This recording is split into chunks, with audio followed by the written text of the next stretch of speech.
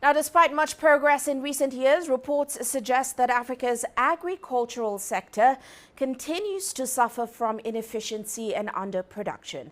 Now, this problem is compounded by the sector's sheer importance to many countries across the continent.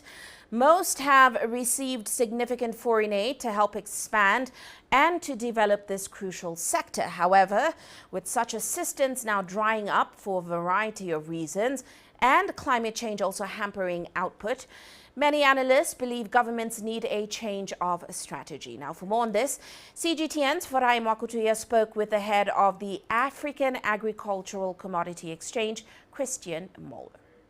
We believe the probably predominant reason that it's low production is the price volatility. So a farmer, when they decide what to plant, they can't tell what the price of that commodity is going to be after harvest, right?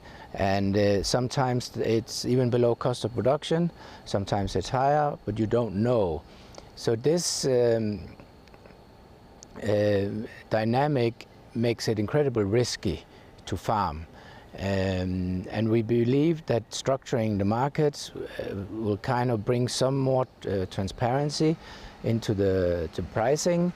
And as the commodity exchanges develop, they can even be able to provide products that you can hedge the price.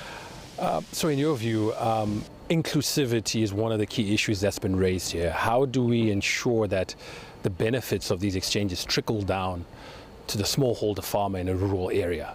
They certainly can benefit from it, but it's our experience it requires a lot of work.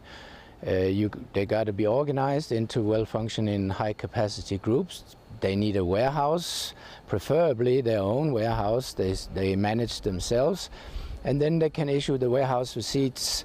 With a warehouse receipt, you can access the finance, and with the warehouse receipt, you can access trade. Getting the connection to the rural area is the hard bit, and it requires a lot of work and dedication and funding. Of course, grants are not hanging on the trees anymore, and I think the prospect is probably not looking brighter.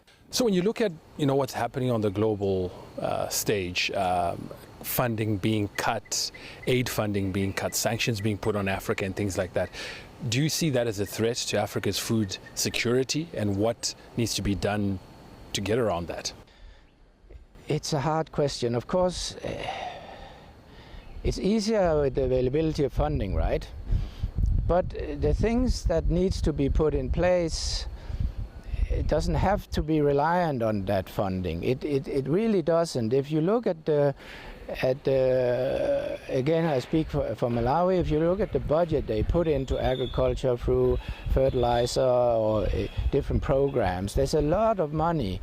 If those money are just pulled together to take the price risk away, for instance, the production will go from subsistence or free fertilizer, it will go into a commercial production, because if you don't have the price risk, banks will finance, private sector will finance it. So I don't think it's a threat, but the approach needs to be different. You can't do as we have done now and lose all this grant funding that has worked with farmers and worked on different projects to increase productions in different ways and think it will go well. You have to change policies.